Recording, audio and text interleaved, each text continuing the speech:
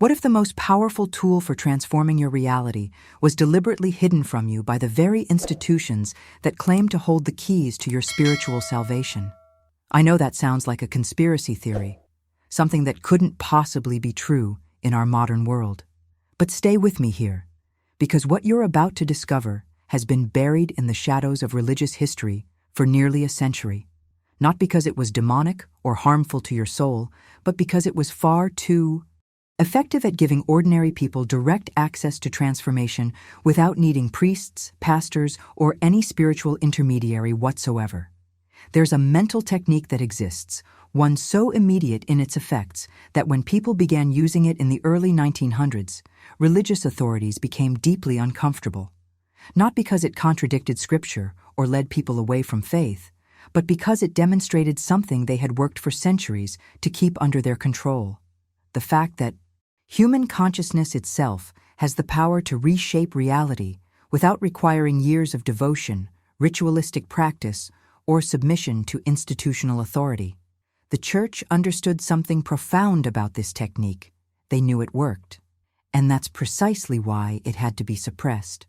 But before we begin, please hit the like button and let me know where in the world you're watching from today. It's always fascinating seeing who's joining us from around the world. And if you haven't already, make sure to hit that subscribe button and turn on the notification bell so you don't miss any of our future videos. Has this ever happened to you? You've prayed, meditated, attended services, followed every spiritual practice you were taught. Yet somehow, the transformation you seek remains elusive, always just out of reach? You've been told that change requires patience, that you must wait for divine timing, that your struggles are tests of faith. But what if there was another explanation entirely? What if the real reason transformation feels so difficult is because you've never been taught the actual mechanism that makes it happen? Now, there was a woman named Florence Scovel who stumbled upon this forbidden knowledge in the 1920s.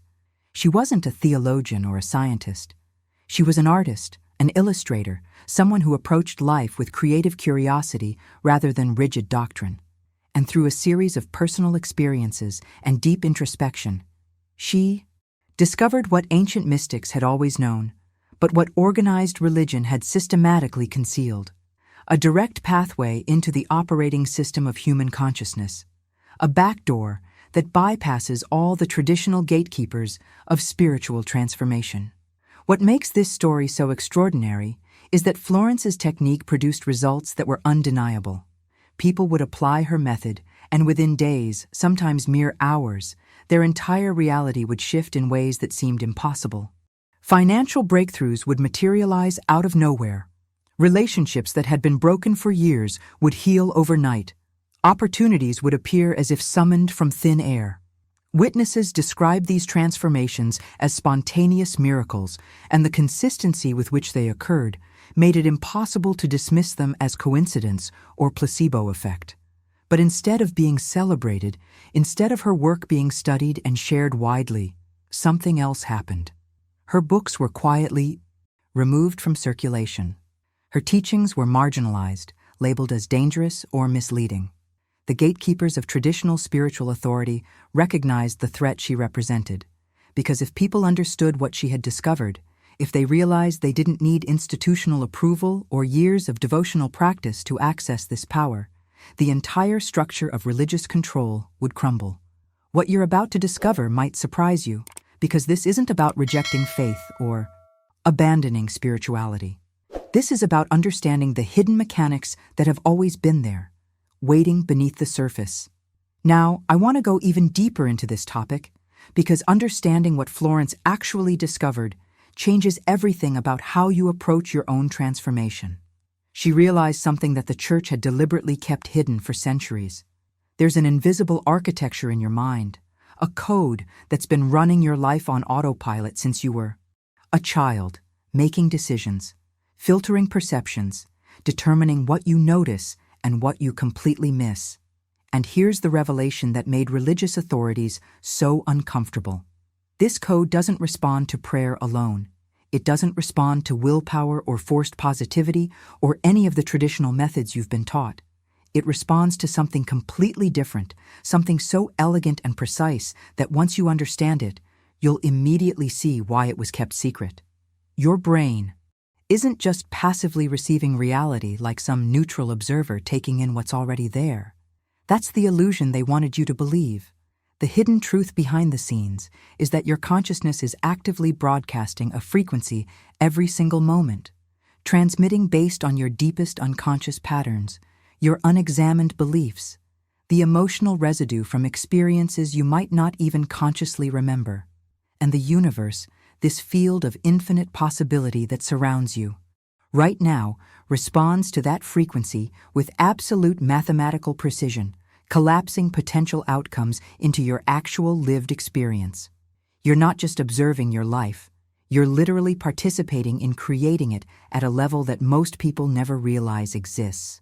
If something clicked for you here, go ahead and subscribe to the channel.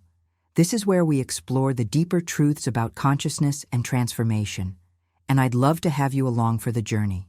Think of it this way, and this is the metaphor that makes the entire mechanism crystal clear. Imagine your mind as a cinema projector sitting in a dark theater. The universal field is the screen in front of you, vast and blank, containing every possible scene, every potential outcome, every version of your life that could ever exist. They're all there simultaneously, waiting in the field of possibility. Now here's where the impact of this understanding becomes profound. Your consciousness is the projector, determining which film actually plays on that screen. Your beliefs act as the lens that focuses the image, making it sharp or blurry, clear or distorted. Your emotions are the light source that gives the projection its intensity and color, its vibrancy or dullness.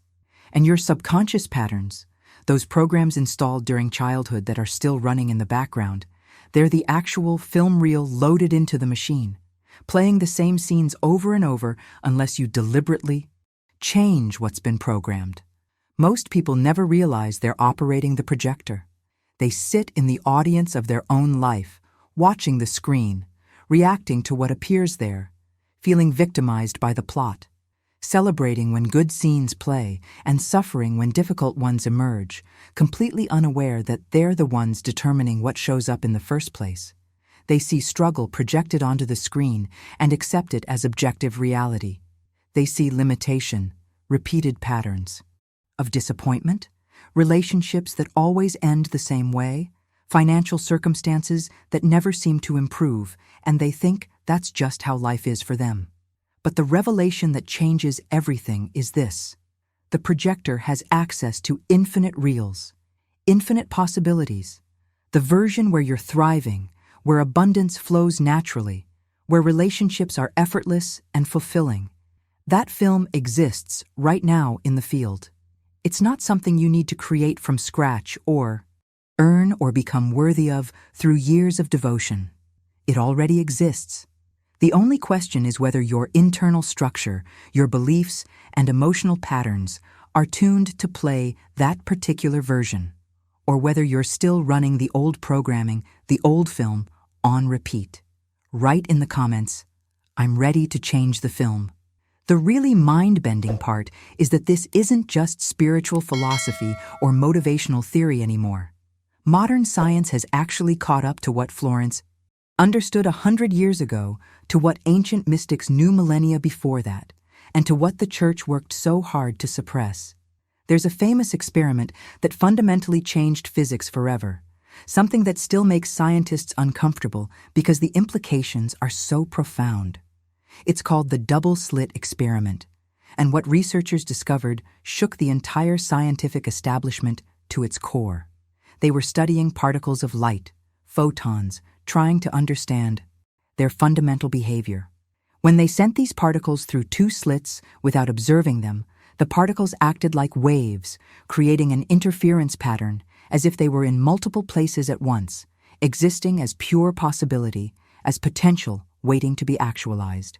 But here's where it gets strange, where the hidden truth becomes undeniable. The moment they added a detector to observe which slit the particle went through, the behavior changed completely. The wave pattern collapsed. The particles suddenly behaved differently. as if the act of observation itself had determined what they would do and how they would manifest. Think about what that actually means for your life, for your journey, for every decision you make. It means consciousness isn't separate from the material world. Your awareness, your attention, your observation is literally participating in determining what becomes real. The external world doesn't exist independently from you, fixed and unchangeable like some objective stage on which you're merely an actor following a predetermined script. It's responding to you, collapsing from infinite potential into specific form based on who you are internally, based on what you're observing and expecting at the deepest levels of your being. This isn't mysticism or wishful thinking. This is documented, repeatable scientific evidence showing that the observer and the observed are connected in ways that completely challenge everything you were taught about how reality operates. So when Florence said your thoughts and emotions are broadcasting outward, shaping what appears in your life, she wasn't speaking metaphorically or using poetic language. She was describing an actual mechanism that quantum physics has now validated beyond any reasonable doubt. Your internal state, your consciousness, is influencing the field of possibilities around you at every single moment, determining which potentials collapse into your lived experience and which remain dormant, unseen, unmanifested. If this gave you a new perspective, tap that like button. It helps more people discover this message. But here's the challenge that trips up most people on this path, the hidden obstacle that explains why knowing this information still isn't enough to create lasting transformation. The real revelation, and this is what makes Florence's technique so crucial, so revolutionary, is understanding just how much of your broadcasting is happening completely outside your conscious awareness. Research in neuroscience and psychology has revealed something startling about the architecture of human decision-making. More than 90% of your daily choices, your reactions, your perceptions, the way you interpret events and interact with the world, they're not coming from your conscious, rational mind at all. They're being directed by unconscious processes, by patterns that were programmed into your subconscious years ago, sometimes decades ago, that are still running in the background like invisible software, determining what you notice, what you attract, and what you believe is even possible for someone like you. Your subconscious operates like a massive hard drive, storing every experience you've ever had. Every comment your parents made about money when you were 5 years old. Every moment you felt rejected or unworthy in school. Every heartbreak, every disappointment. Every time someone told you that you weren't smart enough or talented enough or that success required struggle and sacrifice. All of it got recorded and accepted as truth, filed away in the depths of your mind. And here's the critical part that changes everything. Your subconscious doesn't analyze or question what's stored there. It doesn't debate whether those old beliefs are still accurate or helpful. It simply obeys them, working tirelessly behind the scenes to keep proving them true in your current reality, because that's what it was designed to do. Maintain consistency with whatever it considers to be fact, to be your identity, to be the way the world works. Put down. The pattern stops now. And there's another mechanism at play here that most people have never even heard of, something happening in your brain right now, in this very moment. That's determining what you can and cannot see in your daily reality. It's called the reticular activating system, and it might be the most powerful gatekeeper standing between you and the life you actually want. Every single second, billions of pieces of information are flooding your senses. Sights, sounds, possibilities, opportunities, connections, conversations happening around you, signs pointing toward solutions. Your conscious mind can't possibly process all of that data. It would be completely overwhelmed, paralyzed by the sheer volume of input. So this filter, this reticular activating system, acts as a screening mechanism, deciding what makes it through to your awareness and what gets blocked out, completely rendered invisible as if it doesn't even exist. But here's the part that changes everything about how you understand your circumstances, your journey, the patterns that keep repeating in your life. The criteria this filter uses to decide what's relevant, what deserves your attention, isn't based on logic or what would actually benefit you. It's based entirely on what your subconscious already believes to be true. If your subconscious has accepted the belief that money is hard to come by, that financial success requires struggle. Your reticular activating system will literally filter out opportunities for financial gain. They could be right in front of you, clear as day to someone else standing beside you, but your brain won't even register them. They're invisible to you, not because they don't exist in objective reality, but because your internal programming has deemed them irrelevant, inconsistent with your identity, with what you've been conditioned to expect. This is the hidden truth behind why two people can walk through the exact same environment, face the exact same circumstances, and have completely different experiences. One person sees possibilities everywhere, doors opening, synchronicities happening, the right people showing up at precisely the right moment. Another person sees only obstacles, closed doors, bad luck, scarcity, evidence that life is hard and success is reserved for other people. The external circumstances are identical. The difference isn't out there. It's in the filter, in what their subconscious has been programmed to recognize as real and relevant. So knowing all of this, understanding how the subconscious operates and how the reticular activating system functions, the question becomes obvious. How do you actually reprogram these systems without triggering the resistance that blocks most attempts at change? How do you slip past the defenses your mind has built up over decades?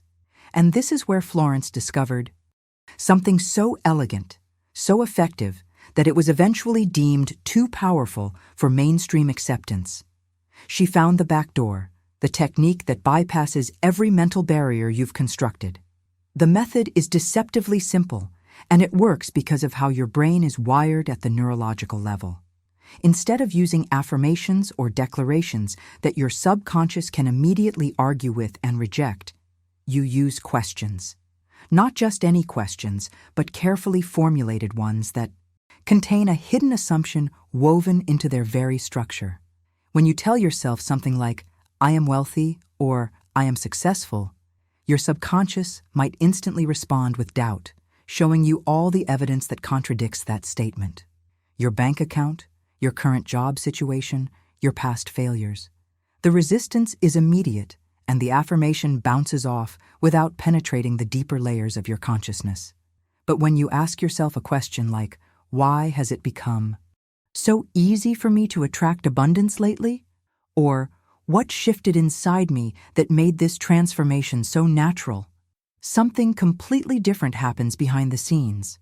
Your conscious mind can't argue with a question the same way it argues with a statement. Questions create what psychologists call a cognitive gap, an open loop that your brain is neurologically wired to close. The human mind literally cannot tolerate an unanswered question. It creates psychological discomfort, a tension that demands resolution. So your brain automatically starts searching for answers, gathering evidence, making connections, scanning your environment and your memory, all without you forcing anything or pushing against resistance. The genius of this approach lies in the assumption embedded within the question itself. You're not claiming that abundance exists or trying to convince yourself of something you don't believe. You're assuming it's already happening and asking your mind to explain why. Write in the comments, "I'm asking better questions now." This bypasses resistance entirely because you're not fighting your current beliefs or trying to force yourself to accept something that feels untrue. You're inviting your subconscious to shift its filter, to start noticing evidence that supports this new premise. And once that question is planted, your reticular activating system immediately adjusts. It begins scanning your environment for proof that abundance is easy, for moments that validate this perspective, for opportunities you would have completely missed before because they weren't part of your programmed reality. But here's where this technique becomes exponentially more powerful, and it involves a window of time that most people completely waste every single day without even realizing the opportunity they're missing. I'm talking about the 60 seconds right before you fall asleep. That tiny sliver of time between wakefulness and sleep is one of the most potent opportunities.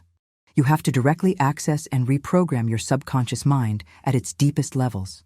Yet most of us spend it scrolling through our phones, replaying the day's stresses and frustrations, or drifting off to completely random thoughts that reinforce the same old patterns we're trying to escape. Something extraordinary is happening in your brain during this transition that makes it the perfect moment to plant those powerful questions we just discussed. As you move from full wakefulness into sleep, your brain waves shift from beta, which is your normal alert thinking state, down into alpha and then theta frequencies. These are the same brainwave patterns you had as a young child when your mind was completely open, absorbing everything without filtering or questioning, when every experience got recorded as absolute truth. In this hypnagogic state, the barrier between your conscious and subconscious mind dissolves almost completely. There's no analytical mind pushing back, no inner critic analyzing whether something is true or possible, no defensive mechanisms protecting old beliefs. Whatever you impress upon your consciousness in these final moments before sleep goes directly into the subconscious and gets processed throughout the entire night as if it were unquestionable truth, as if it were simply the way things are. Florence understood this window as a direct portal into the field, a moment when you can essentially reprogram your reality at the source code level. So, instead of falling asleep worried about tomorrow, or replaying problems, or passively letting your mind wander wherever it wants, you do something radically different. You bring yourself into a state of deep peace and presence, releasing the day, releasing the need to control outcomes. And then at the peak of relaxation, you ask your question, not with desperation or force or pleading, but with genuine curiosity, as if you're inquiring about something that's already happened, something you're simply noticing. Why has everything been flowing so effortlessly lately? What shifted inside me that made this transformation so natural? The question assumes the fulfillment you desire is already real, and you fall asleep in that frequency, in that emotional state of it being done, of it being your current reality. During the night, while your conscious mind is offline, that frequency gets integrated, reorganized, and accepted as part of your new mental structure. You wake up different, even if you don't immediately notice it consciously. Your reticular activating system has adjusted its filters. Your subconscious has accepted new instructions. And this is where the real magic starts to reveal itself in your waking life, because transformation isn't just about the internal work happening behind the scenes. Put down, "I'm ready for the shift." It's about the coherence between what you're broadcasting internally and how you're moving through the world externally. When you maintain this alignment throughout your day, when your decisions and small actions match the identity of the person who already has what you desire, something remarkable happens. The journey from intention to manifestation collapses dramatically.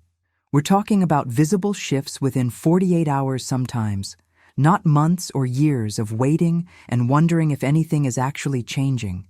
This isn't about sitting passively and hoping the universe delivers while you do nothing. It's about holding your frequency steady while remaining open to unexpected pathways, taking those small aligned actions that confirm to your subconscious, this is who you are now. This is your reality. And as you do this consistently, reality starts bending toward your new frequency with a speed that feels almost miraculous because you're no longer creating the resistance that keeps most people stuck in the same patterns for decades. So if you've made it this far, I want you to know something that says a lot about who you are. You're not here looking for quick fixes or surface-level motivation that fades by tomorrow. You're genuinely on a path of real transformation, seeking the deeper mechanisms that actually create lasting change. And honestly, that's exactly the kind of person I create this content for. If something shifted while you were watching this, if a piece clicked into place, or you recognized a pattern you've been running unconsciously, I'd genuinely love to have you as part of this community. Go ahead and subscribe to the channel, because what we explore here isn't just theory or feel-good content. It's the practical wisdom that bridges hidden knowledge with real-world application. The kind of insights that can genuinely influence your decisions, reshape your mindset, and accelerate your entire journey. Also, leave a comment down below saying, "This message was meant for me, so I know you were here until the end." I genuinely read every single comment, and it creates this beautiful connection knowing we're all walking this path together, supporting each other's transformation. And if you felt value in what we explored today, just tap that like button. It helps more people discover this content. And honestly, it lets me know this message is landing the way it's meant to. There's a video right here that goes even deeper into how consciousness shapes reality in ways you probably haven't considered yet. Click and continue with me over there. I'll see you in the next one.